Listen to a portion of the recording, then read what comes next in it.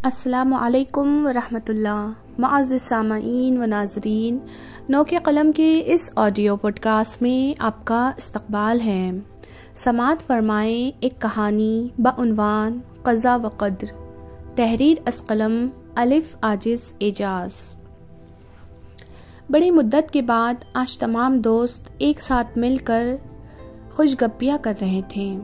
Medical college में दाखिले के बाद कभी ऐसा मौका नहीं आया था कि सब एक साथ मिलकर आपस में कुछ वक्त गुजार सके। आज ये मौका मिला था और कोई भी इस मौके को गंवाना नहीं चाहता था। मौका पाकर ही हम सब दोस्त कॉलेज के बाहर सैर व तफरीह का प्रोग्राम बना रहे थे।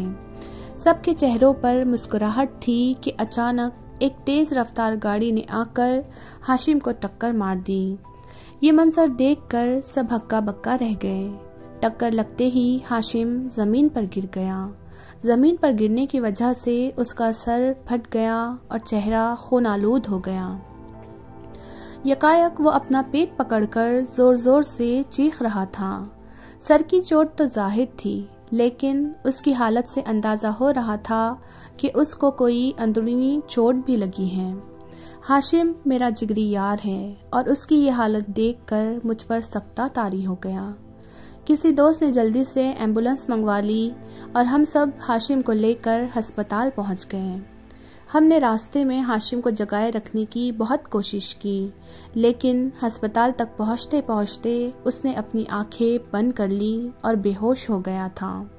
डॉक्टर ने फौरी तौर से हाशिम को इलाज शुरू कर दिया और उसको लेकर ऑपरेशन थिएटर में दाखिल हो गए। हम सब दोस्तों के खून टेस्ट हासिल कर लिए गए। मैं थिएटर के बाहर किसी मौजज़े का इंतज़ार ही कर रहा था कि हाशिम की एक्सरे रिपोर्ट आ गई और डॉक्टर ने आकर बताया कि उसके गुर्दे को सख्त चोट लगी है।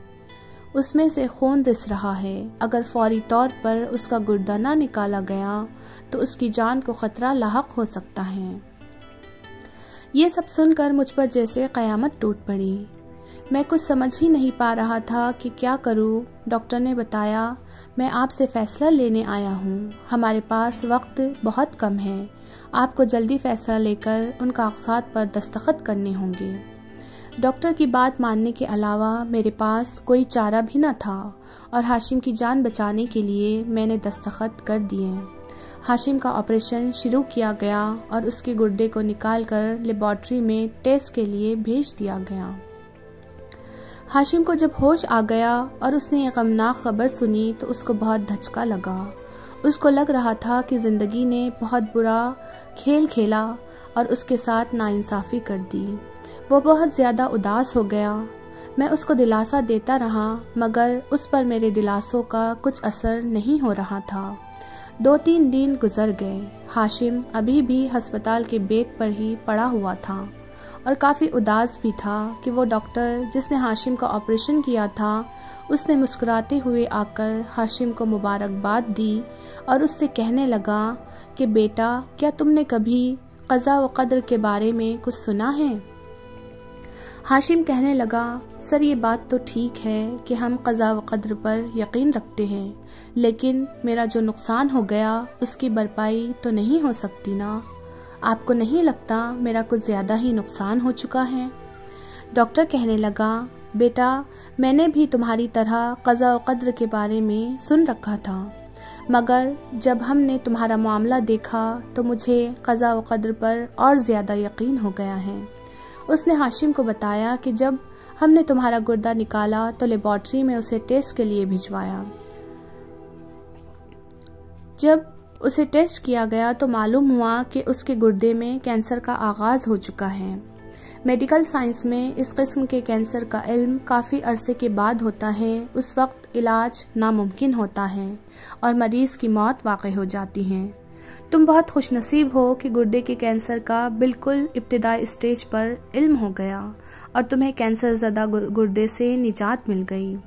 अल्लाह तुम पर बहुत मेहरबान हुआ। शुक्र करो बेटा, मायूस मत होना। देखो बेटा, गाड़ी ने तुम्हें उसी जगह टक्कर मारी जहाँ पर कैंसर था। अल्लाह ताला तुम्हें दोबारा ज़िंदगी देना चाहता था। बिलाशुबा ये क़ज़ा क़दर थी कि तुम कॉलेज के बाहर खड़े हुए और फिर गाड़ी ने इतने सारे लड़कों में सिर्फ तुम्हें ही टक्कर मार दी। याद रखो बेटा, अल्लाह तुम्हें अपने बंदों के साथ माँ बाप से भी कई ज़्यादा मेहरबान होता है, और हमारे साथ जो भी मामलात होते हैं वो अल्लाह की मर्ज़ी के होते हैं। इसलिए इंसान को हर हाल में अल्लाह का शुक्र अदा करना चाहिए, क्योंकि अल्लाह जो भी करता है हमारे भले के लिए करता है। हमें उस वक्त लगता है कि हमारे साथ नाइंसाफ़ी हुई है, लेकिन आगे चलकर वो हमारे लिए भलाई साबित होती है।